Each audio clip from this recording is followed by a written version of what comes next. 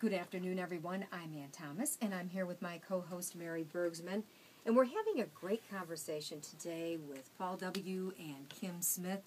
They have had a wonderful honeymoon. It was on the Seabourn Quest. It was an 11-day cruise, and it sounds like it was absolutely fascinating, wonderful, enjoyable beyond your wildest expectations. It was. Right? It was like yeah, it was all of that. It was just a fabulous trip. We've cruised a lot. I've cruised a lot. She cruised a lot. She was kind of associated with the cruise industry years ago, and Seabourn has it right. They know what they're doing.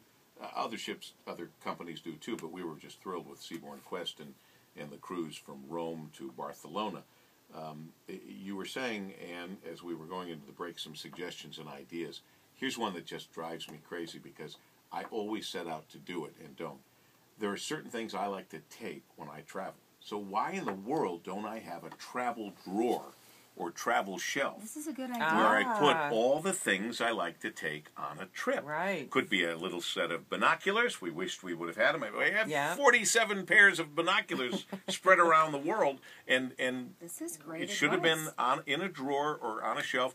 We use the converters, you know, and they're spread out all over the place. There's one over here. There's one over here. Put them all in the same drawer or the same shelf, so that when you are lucky enough to be traveling, you have all those great little goodies that make your trip better, easy to find.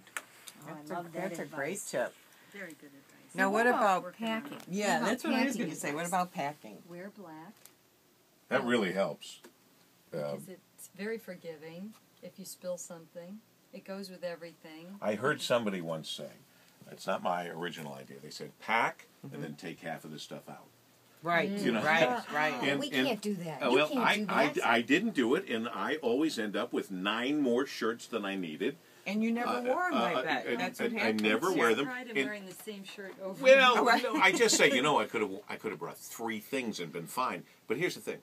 I say, well, so what? If they're clean, I bring them back. But you know what? When you're packing to leave, you're stuffing stuff in because you picked little presents up and little stuff up along the way. So you think that you're going to get that stuff out and take the clean stuff. It's all ruined. It's all got to be washed and dry cleaned and everything anyway. So pack light if you can. I don't have a secret to success for packing other than you probably can pack a lot lighter than you just generally do. Yeah, and coordinate. When you say, Kim, like coordinate. So you say, if black is your basic color you're going to go with, then you can just find a couple of blouses and some sweaters and things that maybe are more colorful, and you can build around that. For guys, a blue sport coat is like perfect for everything. Yes. Khaki slacks. Yeah. That would take him everywhere. Now, here's what I did. This is how bad I was. I have such good ideas, and then when it comes push to shove, I do the radio show. I go screaming out of here to get home and to pick Kim up, and I scream to the airport and all of this. So there's one black tie night on the ship. So I'm thinking, this is special. I get my my suspenders. I've got my shirt, tuxedo shirt. I got the studs. I got the bow tie. I got all this stuff. I'm unloading in our on the ship, and I go, where's my tuxedo? I had everything. I had everything but the tuxedo. I had everything I needed. All the accoutrements, and I left the tuxedo hanging in my closet. And then of course I go through. What else did I leave? What else? Because I don't put one thing on a hanger. I put about 4 things on a hanger if I can. Which is smart. So I'm thinking, what else? Well, what else was all my 2 or 3 pairs of khaki slacks. Oh, no. Oh, So no. we're at a street fair, and I'm thinking, I'm going to buy a pair of khaki slacks. And we don't speak the language. I don't speak any other language. I'm embarrassed there. I said it. I wish I learned another language. I wish we taught our kids other languages when they're in 1st or 2nd grade, when they could learn it without even working at it. So we're at a street fair. I buy a pair of khaki slacks with my size on them. It says that. And I explain to them the size. There's no place to try them on. Okay, I feel good. Now I've got a pair of khaki slacks. Get back on the ship. There was a reason they were only $15. I couldn't even put them halfway around my waist. I said, well, these will be good for Jamie.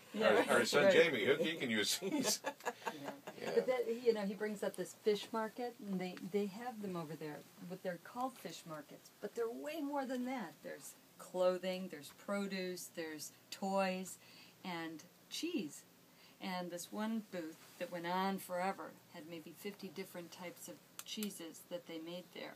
Really? Yeah, and Oh, how the- nice. I'd asked the for a one- couple the of one- cheeses that. He was trying very hard to I get his said, do favorites. you have any cheese whiz here? And I recorded that to put on the show, but I never. I And they can't. threw tomatoes find it. at you. No, they That's didn't right. understand what I was saying. Do you have any Windschuler's bar cheese? They just looked at me and smiled. Right. In fact, Yeah, most of the time they said got yes. it. Oh yes, yes, Oh, oh yes. yes. We Here have it that. is. Yeah. Here's this block. Yeah, you know that the other thing is when you're, they say when in Rome, do as the Romans. A couple of times when we've been traveling, we are in America so concerned about germs and about cleanliness and how they do things. We were at a butcher's shop or whatever, and he went. Ham. And he went and there's that beautiful ham that we couldn't get in the United States, Parma. Parma or something. I can't remember exactly, but probably exactly feed, what it was. They feed the Very pigs. well. They feed the pigs acorns or something, and it's really a good ham. And so the guy, you want to try it? And I said, yeah, yeah. And he literally runs the slicer, and it falls onto his bare hand. And then he splits it apart so that we each have and he hands us with both hands in his fingertips Oh, no. this ham, and he wants us to take it and eat it.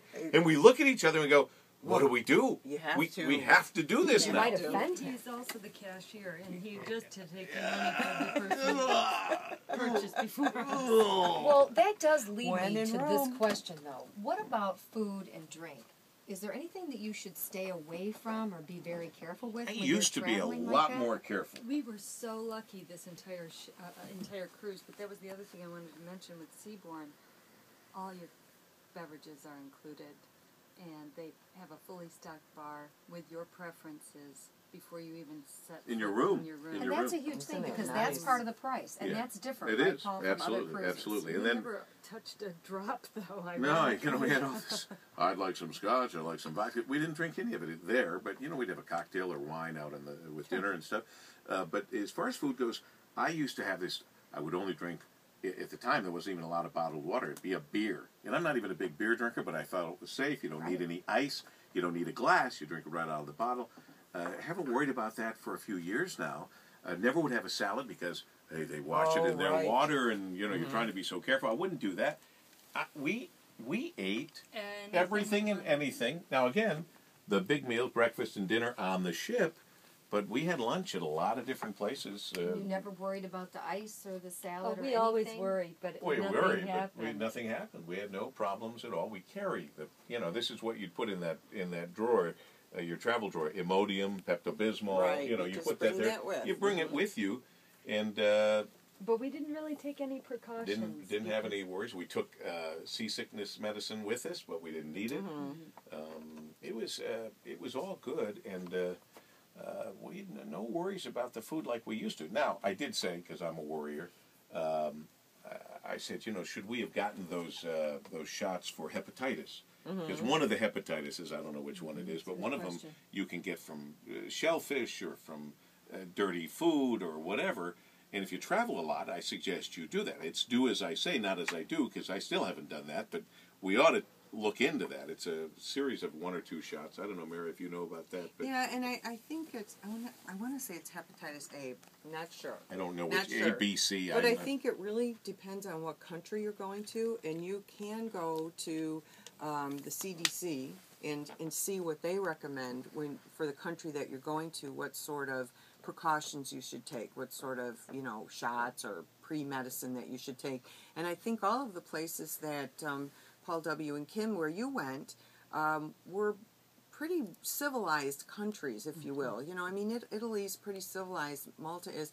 It's when you go to countries that maybe aren't that level of civilization that's where you have to really be careful about what you're drinking, and if you're eating salad, like you say, they say don't eat anything that you can't peel, any fruit that you can't peel. Right. So that's something to really think about if you're going to Mexico or Egypt or somewhere like that. But I think where you went, it's all very good. All seemed I very did the good. same thing in Italy. I just ate everything and had no problem at all. Well, we Not think at all. that by drinking a fair amount of wine with I think everything that you kills eat, that it. probably It kills kills all maybe the like bad an stuff. antibiotic effect. Yeah, I think so. It Yes. kills everything bad.